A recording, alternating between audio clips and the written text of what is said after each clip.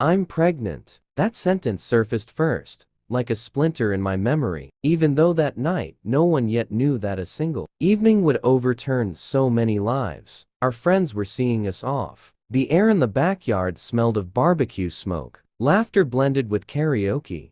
Cameras clicked nonstop, and glasses were refilled faster than they were emptied. There were many friends, from school, from college, people we had grown up with. Everyone had come to send us into a new life. Permanent relocation to Spain. A contract, son, another language, another reality. We raised toasts and said we'd be happy to see everyone visiting, that for some time we wouldn't be able to leave the country, but the doors of our home would always be open. My husband, Mark, stood beside me, calm, composed, reliable. He was the kind of man you're not afraid to build a future with.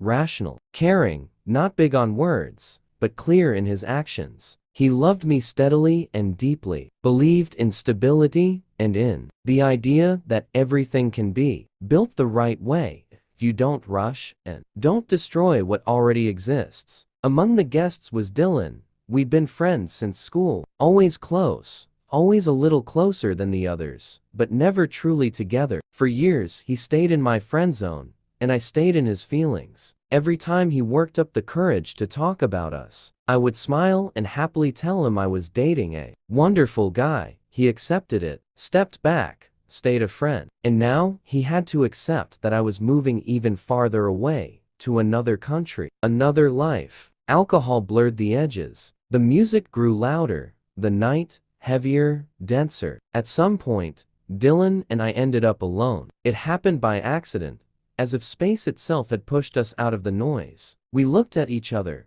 no smiles, no words, and just as silently, we left, disappearing unnoticed by everyone else. There was sex between Dylan and me, not awkward, not rushed, but real adult sex, sincere, long awaited. Everything we hadn't dared to say for years was said by our bodies. No promises, no plans, no future, just that night and a truth that could no longer be ignored. Afterward, we returned just as quietly, without saying a single word to each other, and dissolved back into the celebration, into laughter, photos, music, as if nothing had happened. The move went smoothly. Spain greeted us with sun and new routines. Friends kept in touch, asked how we were doing, made plans to visit. Life settled into a rhythm, and sometime later, I sent Dylan a short message. I'm pregnant. And he knew the child was his. And now, the ending remains open. What should I do? A woman caught between the past and the present.